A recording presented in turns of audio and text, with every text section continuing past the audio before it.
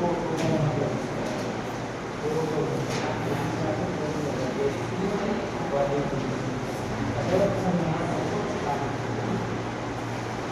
पे पढ़ाया गया था लोगों को, तो बात करो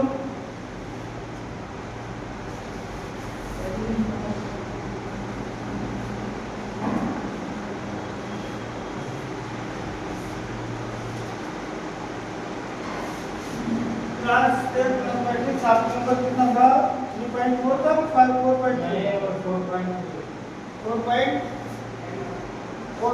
क्वेश्चन नंबर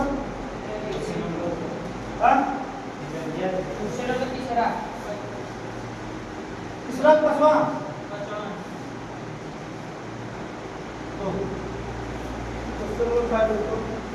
आप लोग भी देखिए अच्छे से मदद कीजिए तो उसका 95 का ही अच्छे का आ जाए, तो बच्चे 95 आ जाएंगे और अच्छी परसेंटेज आ जाएगा।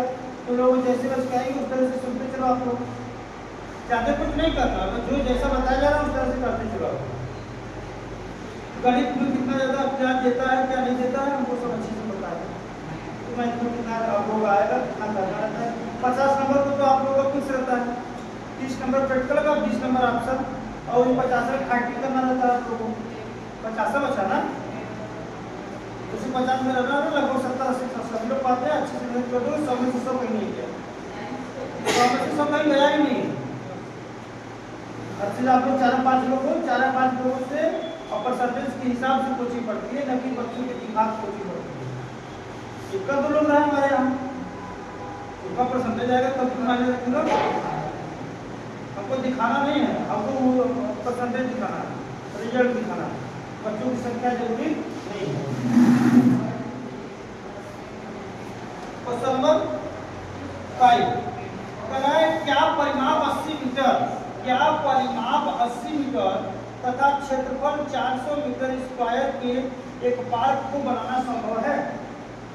एक पार्क है जिसका परिमाप 80 मीटर कितना है और उसका क्षेत्रफल 400 मीटर स्क्वायर के एक पार्क को बनाना संभव है, यदि है तो उसकी लंबाई और चौड़ाई जाती है। तो देखते हैं क्या परिमाप कराए, क्या परिमाप 80 मीटर तथा क्षेत्रफल 400 मीटर स्क्वायर के एक पार्क को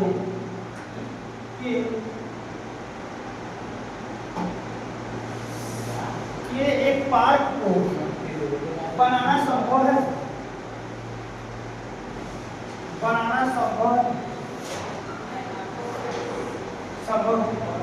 यदि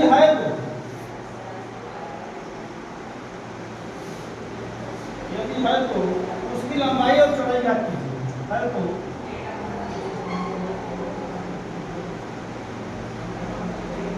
उसकी लंबाई और चौड़ाई जाती है।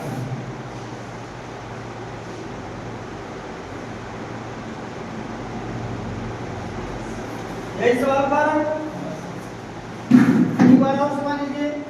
परिमाप आप लोग समझते हो ना, किसी भी डायग्राम का जो आउटर एरिया होता है, बाहर के एरियाओं का योगफल ही उसका परिमाप कराता है।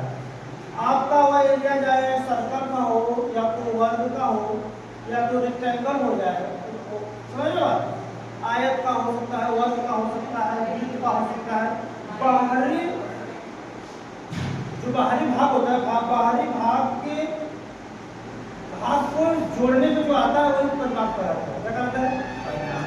तो ये कहा है, मान लीजिए वह जो डायग्राम होगा वह कुछ भी हो, वो डायग्राम अगर उसका परिमाप यदि बाहरी भाग का जो योगफल है यदि 80 मीटर रहता है और उसका क्षेत्रफल यदि 400 मीटर स्क्वायर रहता है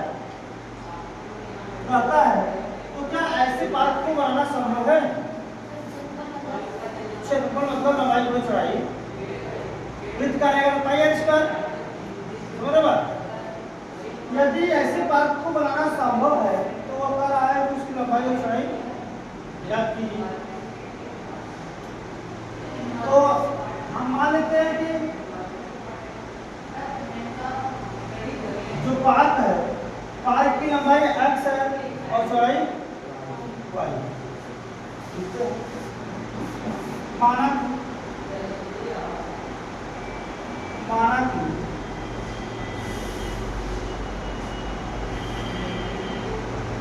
पार्क की लंबाई x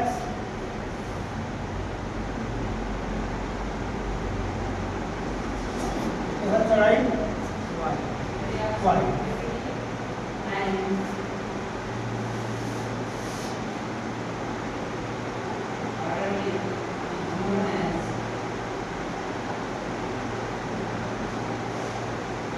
और पार्क का जो परिमाप दिया है, पार्क का परिमाप,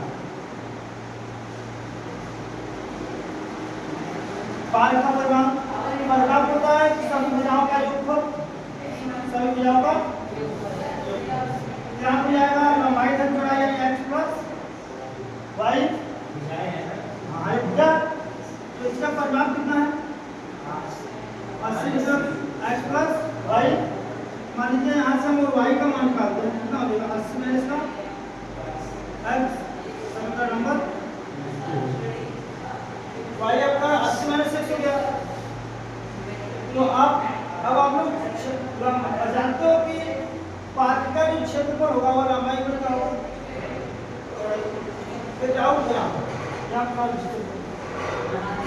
अब यह पार्क कैसा है, इस पार्क की जानकारी हमको नहीं, अपना मन कैसे हम पार्क मान लगाएंगे, क्या हो सकता है अपने मन से मान लगाना। अब वो पार्क पता नहीं आयत है कि वर्ग है, आयत है, आयत का परिमाप होता है 2 गुणे लंबाई धन चौड़ाई, 2 गुणे लंबाई धन। तो हम पहले मान लेते हैं कि यह पार्क जो है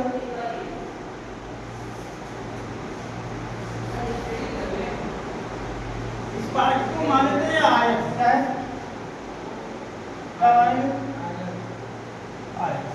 आयत मान लेते हैं। तो आयत का होता है 2 गुणे लंबाई धन चौड़ाई, इसका परिमाप होता है 2 गुणे लंबाई धन चौड़ाई।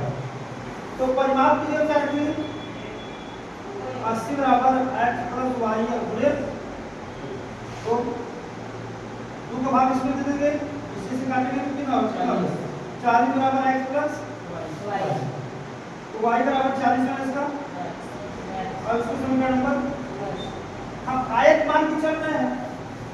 अगर दोनों का लंबाई चौड़ाई अलग अलग आएगा तो आयत होगा, अगर बराबर आ जाएगा तो वर्ग कहा जाएगा, क्या कहा जाएगा, लंबाई चौड़ाई बराबर का तो वर्ग हो जाता है।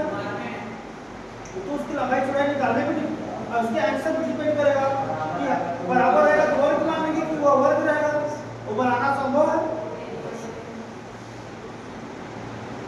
तो हम इसको आयत बनाना संभव नहीं है, निकाल के देखते हैं। तो हम जानते हैं आयत का क्षेत्रफल बराबर, आयत का क्षेत्रफल बराबर कितना होता है x गुणे लंबाई गुणे चौड़ाई होता है। आयत का क्षेत्रफल लंबाई गुणे चौड़ाई, तो आयत का क्षेत्रफल यहाँ कितना दिया 400, 400 मीटर, इसका मीटर इसका मीटर नहीं लिखेंगे। तो यहाँ से x गुणे y का मान कितना है हमारा 40 माइनस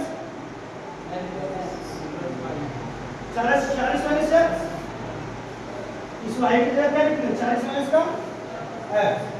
अब गुणा कर देते हैं 40 बराबर x का गुणा 40 में कितना हो जाएगा 40x गुणे x स्क्वायर।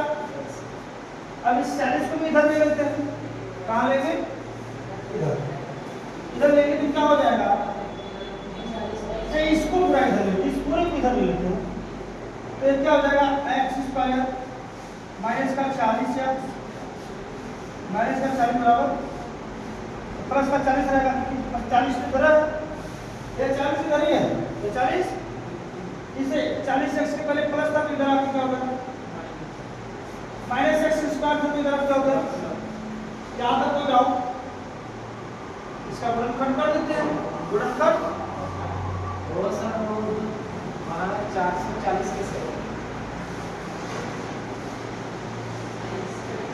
400 रहेगा ना, जाएगा यहाँ 400। तो यहाँ पर भी क्या कर देंगे 400। अब सही है। अब हम 400 को ऐसे तो संख्याओं में तोड़ेंगे कि उसका गुणा करें तो 40 आना चाहिए, जोड़े घटाए तो 40 आना चाहिए, गुणा करें तो 400। तो 20 हम अरे वो परिमाप होता है, यह क्षेत्रफल है। परिमाप 2 गुणे लंबाई धन चौड़ाई होता है, 2 गुणे लंबाई धन चौड़ाई। अब इसको हल कर लेते हैं। तो x स्क्वायर माइनस का 20x माइनस का प्लस का 40 बराबर 0। हाँ, अब देखिए यहाँ से x का मान ले लेंगे, x माइनस का 20 प्लस 20 का माइनस 20 का मान लेंगे तो क्या हो जाएगा, x माइनस का 20 आएगा, 20 का भाग देंगे 40, 20 हम 400 होता है। तो एक में हो जाएगा x माइनस 20 और दूसरे में क्या होगा x माइनस 20। तो x का x इक्वल टू कितना हो जाएगा 20। अब x का मान y में रख के देख लेते हैं, y का मान क्या आता है, सब y इसमें x का मान सबसे एक पर रखने पर x का मान समीकरण 1 में रखने पर y इक्वल टू कितना होगा 40 माइनस 20 इक्वल टू, यानी y भी 20 आ रहा है। तो यानी इस पार्ट को आयत बनाना संभव, इस पार्ट को वर्ग बनाना संभव है, क्योंकि लंबाई और चौड़ाई दोनों क्या है बराबर है। इसके नीचे आप लोग लिख दीजिएगा, लंबाई और चौड़ाई बराबर आने की वजह से इस पार्ट को आयत बनाना संभव नहीं है, इस पार्ट को वर्ग बनाना संभव है। लिख दीजिएगा, कोई बदलाव नहीं करेंगे ना, जो आयत में मानकर वो सब रहेगा। हम मान के आयत कर रहे हैं, आयत नहीं हुआ तो वर्ग होगा, कुछ भी मान के करो। जैसे हम परिमेय संख्या और परिमेय संख्या सिद्ध करते थे, परिमेय मान भी सिद्ध करते थे, परिमेय नहीं होता था तो अपरिमेय होता था, कोई दिक्कत नहीं, आप लोग इसको मत करो।